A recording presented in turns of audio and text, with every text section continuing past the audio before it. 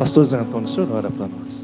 Pai querido, nós estamos terminando esse período de louvor, de adoração. E nós cremos, Deus, que o Senhor está presente nesse lugar. Amém. Cremos que o Senhor está recebendo o nosso louvor, recebendo a nossa adoração. Amém. E cremos também, Pai, que em meio ao louvor e adoração, o Senhor já operou neste lugar, tocando vidas, Pai, tocando corações, fazendo milagres, trazendo curas neste lugar. Nós cremos que vidas aqui nesta noite, meu Deus, foram realmente impactadas pela Tua presença. Pai, nós queremos, Pai, que agora ao lermos a Tua palavra, ao expormos a Tua palavra, haja, ó Deus, um complemento nesse culto, em que o nome do Senhor seja exaltado e glorificado. Nós estamos, ó Pai, agradecidos por tudo quanto o Senhor já fez até agora e por tudo quanto o Senhor fará. Assim oramos em nome de Jesus. Amém, Senhor, amém. Nós damos oportunidade para a entrega dos dízimos, só o teclado tocando e a saída das crianças também. Então, aqueles irmãos que vieram preparados para entregar os dízimos e ofertas, então esse é o momento. E as crianças devem sair também para o culto infantil. Está com uma pequena interferência aqui, William. Enquanto isso, eu peço a você que abra a sua Bíblia no livro de Obadias. Nós ficamos algum tempo sem estar ministrando aqui em Obadias, por causa do mês de aniversário da igreja, programação especial. E retornamos hoje, talvez mais umas 3 ou 4 ministrações. Nós estaremos concluindo o estudo dentro deste livro da Palavra de Deus, este livro que é tão importante no contexto do Antigo Testamento. E o texto que nós estamos lendo é ali no capítulo 1, a partir do versículo 3, que diz assim: a arrogância do teu coração o tem enganado. Você que vive nas cavidades das rochas e constrói sua morada no alto dos montes, você que diz a si mesmo: quem me poderá derrubar? Ainda que você suba tão alto como a águia e faça o seu ninho entre as estrelas, dali eu derrubarei, diz o Senhor. Deus abençoe esse texto da sua palavra nos nossos corações. Nós estamos ministrando sobre o terceiro pecado que atrai o juízo de Deus sobre aqueles que são inimigos do seu povo, que é alimentar a autossuficiência e o poder. E dentro da autossuficiência, expandimos um pouco, falando sobre o auto-engano, que traz no seu conteúdo alguns sintomas fáceis de serem percebidos. Nós já até falamos desses sintomas, que um deles é trazer confiança em princípios errados, que traz aqui uma falsa segurança, não produz frutos para o reino de Deus, traz resistência à correção, são pessoas incorrigíveis, leva pessoas à autojustificação. E falamos também, esse aqui eu quero recordar um pouquinho, que julga a si mesmo com parcialidade, mas impõe juízo implacável sobre os outros. Ali em Mateus capítulo 7, versículo 4, diz assim: como você pode dizer ao seu irmão: deixe-me tirar o cisco do teu olho quando há uma viga no teu? Jesus ensina aqui que a autocorreção deve ser feita sim, mas com amor e discernimento, e não com julgamento hipócrita e injusto, e muitas vezes precipitado, como é característico de nós. O que as Escrituras dizem sobre julgar os outros? Falamos um pouquinho sobre isso. Primeiro, nós não podemos julgar para não sermos julgados. Jesus disse nesse texto de Mateus: da mesma forma que vocês julgarem, serão julgados. Falamos também que o julgamento de outros deve ser procedido antes por um auto-julgamento. Por isso que Jesus disse: tira primeiro a trave que está no teu olho, e então verás claramente para tirar o argueiro no olho do teu irmão. Muitas vezes nós não olhamos para nós, julgamos as pessoas em pecados menores do que aqueles que nós estamos cometendo. Isso é um perigo muito grande para nós. Falamos ainda que o ato de julgar deve ser com justiça. Ou seja, precisamos aprender a fazer a distinção entre o que é certo e o que é errado, mas sempre na intenção de promover o bem e nunca na intenção de crucificar o irmão. Outra coisa, no julgamento nós não podemos ocupar o lugar de Deus. Isso acontece muito. Ali em Tiago 4,12, a palavra de Deus fala assim: há um só legislador e juiz, aquele que pode salvar e destruir. Aí uma pergunta: mas quem é você para julgar o teu próximo, ou o seu próximo? Realmente isso aqui é outro princípio. Muitas vezes nós nos achamos assentados num trono como se fôssemos Deus e queremos julgar as pessoas. E falamos, por último lugar, que o julgamento deve ser com empatia. Por isso que ali em Gálatas 6, versículo 2, fala que nós devemos levar os fardos uns dos outros e assim cumprir a lei de Cristo. E em Romanos 12, versículo 15, fala: alegrem-se com os que se alegram e chorem com os que choram. Ou seja, toda vez que formos julgar, nós devemos nos colocar no lugar da outra pessoa, sentir o que ela está sentindo, para que a gente possa, então, não julgar, mas aconselhar aquela pessoa que deixa aquele erro, que deixa aquela falha. Essa deve ser a função, deve ser a tarefa da igreja, para que a igreja possa caminhar bem. E hoje eu quero falar sobre as atitudes para vencer o auto-engano. Como podemos vencer o auto-engano? Vimos como o auto-engano é tão pernicioso, como ele é tão terrível para as nossas vidas. Então, como vencer esse sintoma que muitas vezes é aparente nas nossas vidas? Em primeiro lugar, para vencer o auto-engano, devemos viver e praticar a palavra de Deus. Quando lemos e aplicamos a palavra de Deus diariamente, ela vai revelar quem de fato somos.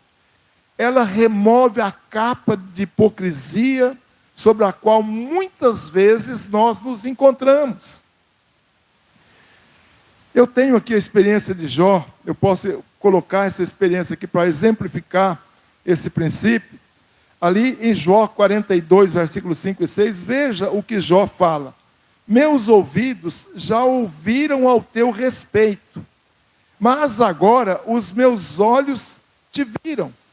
Essa expressão, meus ouvidos já ouviram a teu respeito, tem a ver com aquilo que Jó estava ouvindo falar de Deus, a respeito da palavra de Deus. E essa palavra foi entrando na vida de Jó. E ele chega agora nesse princípio: mas agora os meus olhos te viram. Por isso desprezo a mim mesmo e me arrependo no pó e na cinza. Olha que coisa impressionante. Jó pronuncia essas palavras depois de um diálogo que ele tem com Deus, um diálogo até meio longo, onde ele foi confrontado em sua vida, em seu caráter e em suas ações. E nessa conversa que ele teve com o Senhor, Jó pôde então conhecê-lo com mais intimidade. Por isso que ele disse: agora os meus olhos te veem, os meus olhos te viram. Ou seja, depois de ouvir Deus, depois de refletir, Jó percebeu o que? A sua insignificância e a sua miserabilidade diante daquele que é o Todo-Poderoso. E aí ele diz exatamente assim: eu menosprezo a mim mesmo, eu me desprezo, e eu me arrependo no pó e na cinza. Ou seja, essa é a situação de uma pessoa que busca a palavra de Deus, de uma pessoa que procura ter uma intimidade com Deus através da sua palavra. Essa pessoa vai chegar exatamente onde Paulo chegou. Vocês lembram que Paulo disse certa vez: miserável homem que sou, quem me livrará do corpo dessa morte? Ou seja, depois dele ter tanta experiência com Deus, dele andar tanto com Jesus, ele chegou exatamente a essa conclusão de que ele não servia praticamente para nada. Segundo ponto, como vencer o auto-engano: orar com sinceridade.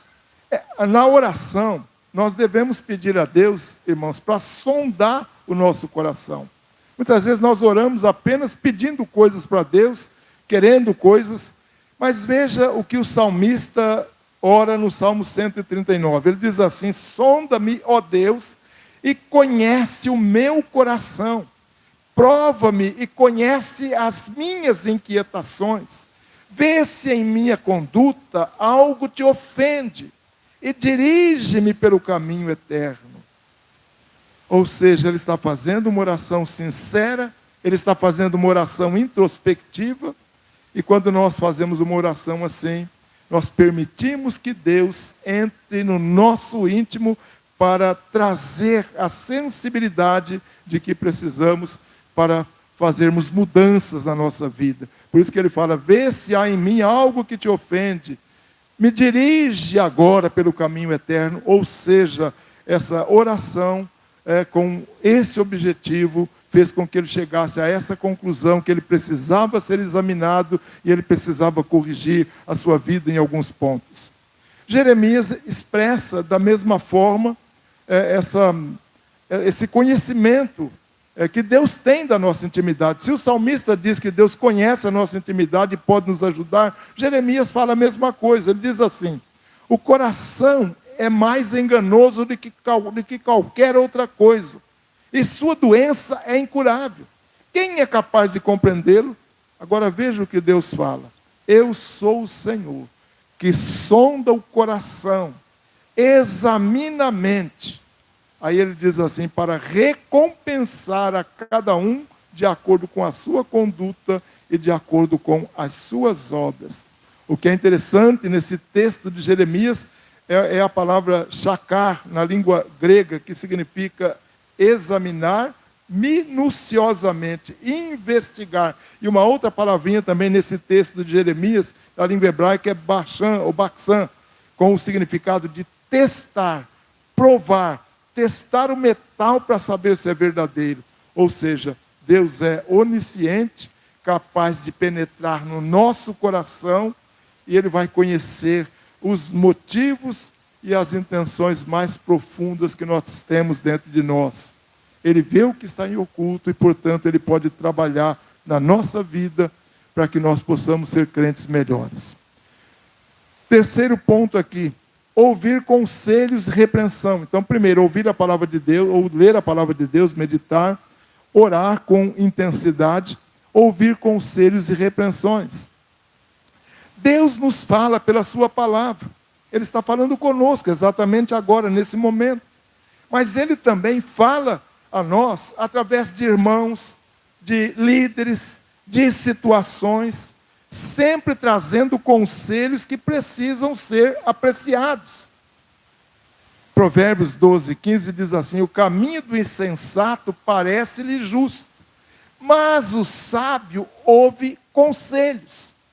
Quem vive a sabedoria da palavra de Deus, gente, é alguém que está com predisposição para receber aconselhamento. Tem pessoas que não aceitam conselhos. Tem pessoas que se acham donos da verdade, que se acham donos das suas ações, das suas atitudes. De acordo ainda com um texto de Provérbios, Provérbios 13, 10, a sabedoria está com aqueles que tomam conselho. Não só eu preciso receber conselho, mas muitas vezes eu preciso ir atrás de alguém para receber um conselho. A palavra de Deus sempre incentiva essa busca e essa aceitação de conselhos de pessoas mais experientes do que nós. E ouvir esses sábios conselhos vai contribuir para o nosso crescimento pessoal e muitas vezes para tomar até decisões corretas, decisões que possam nos abençoar no futuro, porque algumas decisões que nós tomamos muitas vezes sem ouvir os conselhos podem nos levar a situações desastrosas, podem fazer com que nós percamos bênçãos, pode dizer que percamos até a nossa própria vida. Mais um ponto aqui, arrepender-se verdadeiramente. Jó percebeu, vamos voltar um pouquinho para Jó, ele percebeu o caminho errado que estava trilhando, quando ele reconheceu e confessou e ainda abandonou a sua conduta. Veja a frase novamente, por isso desprezo a mim mesmo, me arrependo no pó e na cinza. Ou seja, o arrependimento e a humilhação diante de Deus trazem mudança de vida, trazem conversão. Quando nos arrependemos com disposição para mudar de rumo, nós somos levados por Deus a uma vida próspera. Deus sabe quando há um arrependimento sincero, quando há uma mudança de conduta. Ali no livro de Isaías tem um texto muito interessante, que Isaías, falando pela boca do Senhor, ele diz: embora os seus pecados sejam vermelhos como escarlate, eles se tornarão brancos como a neve. Embora sejam rubros como a púrpura, se tornarão como a lã. Aí continua o texto: se vocês estiverem dispostos a obedecer, comerão os melhores frutos da terra. Olha que coisa impressionante aqui, a obediência, o arrependimento e obediência ao Senhor vai nos levar a comer os melhores frutos da terra. Sabe o que significa essa frase? Significa que nós vamos viver uma vida de abundância na presença do Senhor. Aquele que não obedece, ele não tem esse privilégio. Ele muitas vezes vai sofrer consequências na sua vida por causa da sua desobediência, por causa da sua rebelião. Seguindo essa mesma linha de pensamento, há um texto em Atos bem interessante, é um texto de Pedro, quando aquela multidão se converte. Pedro fala algo interessante.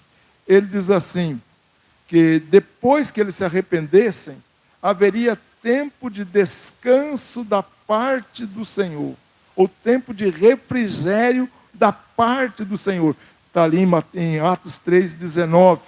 E a palavra refrigério que aparece nesse texto tem a ver com o alívio de um estado de angústia, ou um livramento de fardos, de sofrimentos, recuperação até mesmo da respiração. Aquela pessoa que perdeu a respiração, que está ofegante, que não...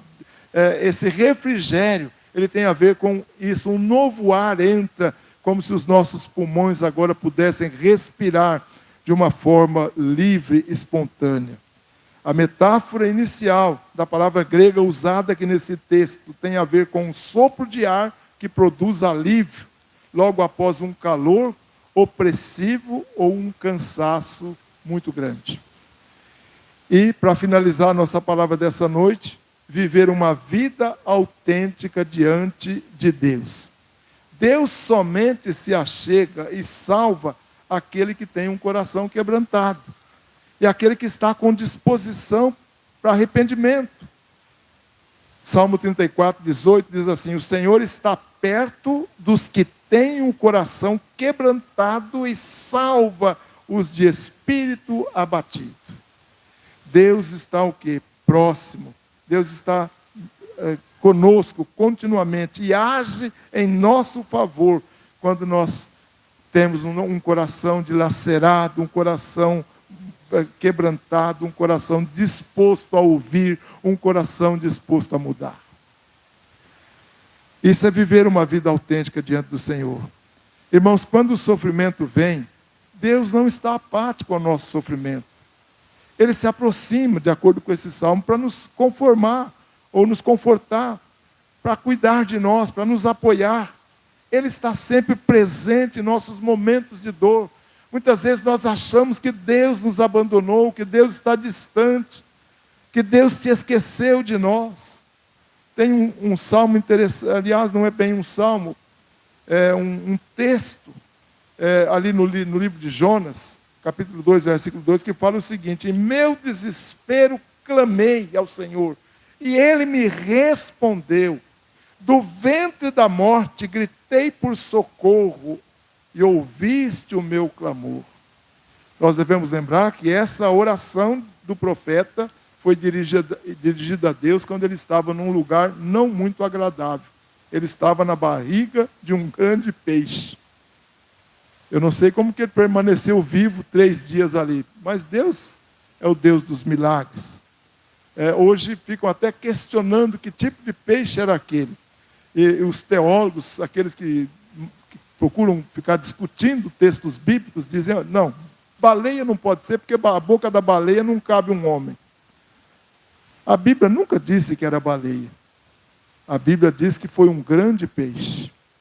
Lá no original diz grande peixe, não baleia.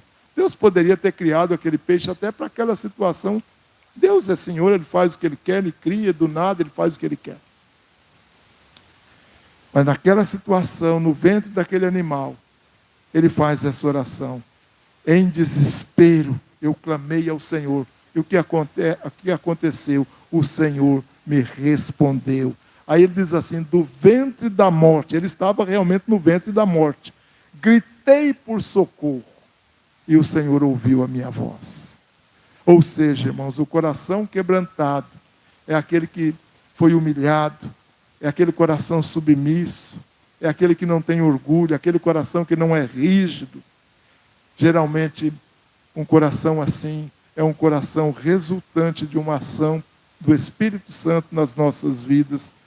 E essa vida autêntica, ela não pode se limitar, muitas vezes, a rituais visíveis, na busca de aplausos. Isso é muito comum hoje no meio evangélico, pessoas buscando aplausos, pessoas buscando afagos do ego. Mas a vida cristã autêntica, ela não se limita a isso. Aliás, ela nem permite isso. Na verdade, o cristão verdadeiro é aquele que vive uma transformação no caráter, de uma forma contínua, buscando sempre orientação para as suas ações diárias e refletindo sempre os ensinamentos da palavra de Deus. E eu termino. Muitas vezes nós achamos que somos fortes, que não precisamos de Deus, mas precisamos, muitas vezes, nos achar fracos, porque é na nossa fraqueza que muitas vezes vem a força que precisamos. Foi isso que Paulo disse, eu termino com esse texto. Por isso, por amor de Cristo, regozijo-me nas fraquezas, nos insultos, nas necessidades, nas perseguições, nas angústias, porque quando sou fraco, é que sou forte. Então, na presença de Deus, o quebrantamento, a fraqueza de alma, ela vai fazer com que a gente fique fortalecido e não debilitado, como muita gente acha que pode ser. Então, que Deus te abençoe. Vamos vencer o auto-engano. O auto-engano é algo que tem levado muita gente para o inferno. Mas em Jesus, na palavra de Deus, nós podemos vencer o auto-engano, crendo que Jesus é suficiente para limpar o meu ego, limpar essas coisas ruins que estão dentro de mim, para que eu possa enxergar melhor as coisas de Deus, a vida de Deus, que eu possa andar nela de acordo com os princípios da palavra de Deus. Pastor Marquinhos vai estar orando nesse momento.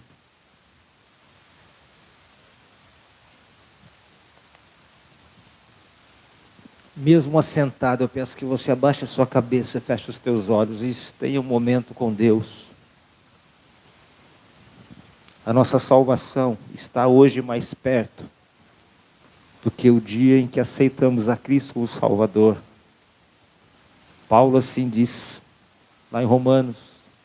Mas é provável que existam pessoas que estão aqui hoje, que ainda não entregaram suas vidas a Cristo como seu Salvador e seu Senhor. E se você não se entregar para Cristo, se você partir sem Cristo, você ficará eternamente distante de Deus. Mas hoje é a noite, hoje é o momento. Esse é o momento de você dizer: Jesus, eu entrego a minha vida para o Senhor. Eu te recebo em meu coração como meu Senhor e meu Salvador. Faça isso neste momento, se você nunca fez. Se você fez, fale com Deus agora. Se há algum erro para confessar um pecado, confesse neste momento. Peça também para ser cheio do Espírito Santo. Peça para ser renovado, santificado, transformado diariamente pelo Espírito Santo. E para ser boca de Deus, onde quer que você vá, para falar desta palavra a todos que estão ao seu redor. Pai, neste momento nós nos entregamos diante de Ti, rendidos aos Teus pés. Nada podemos sem Ti, Senhor. O próprio Senhor Jesus nos diz: sem mim nada podeis fazer. E nós te pedimos neste momento, Espírito Santo, venha trabalhar dentro dos nossos corações, venha, Senhor, tratar conosco em relação à nossa carnalidade, os nossos pecados, as nossas fragilidades e debilidades, nossas fraquezas, que o Teu Espírito Santo esteja nos fortalecendo, onde temos caído, onde temos errado, que o Senhor venha nos transformar, para que possamos ser guardados e blindados de situações, de pecados, de fraquezas. Que os nossos pensamentos, as nossas emoções, os nossos sentimentos, a nossa alma sejam guardados e blindados pelo Senhor.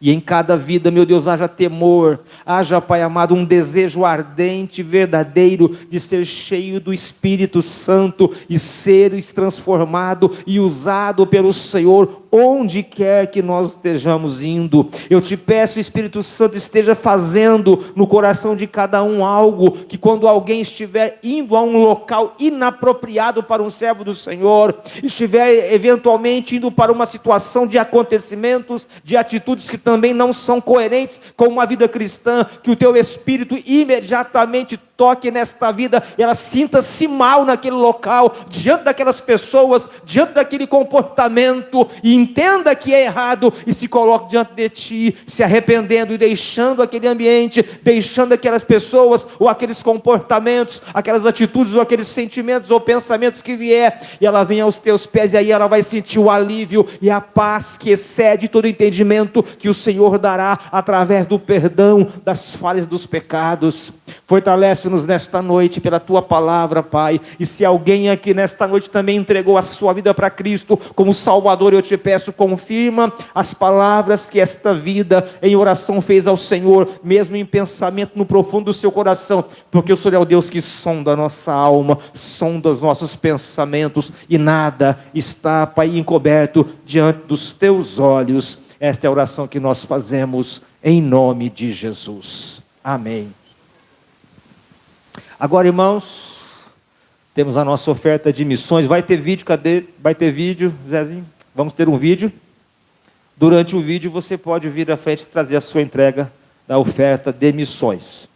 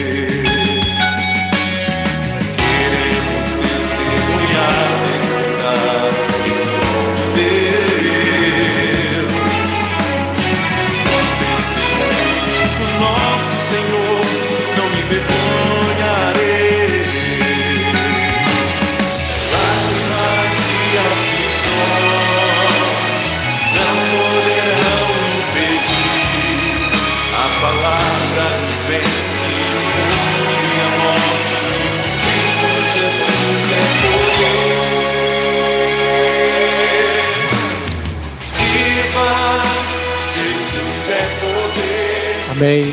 Fique de pé, amados irmãos. Vamos orar pelos missionários. Deus amado, nós te agradecemos pelas ofertas de missões. Trabalho tão nobre, Deus. Nós colocamos cada missionário diante do Senhor. Visita com graça, com misericórdia. Capacita-os, ó Deus, com poder, com unção dobrada do Espírito Santo.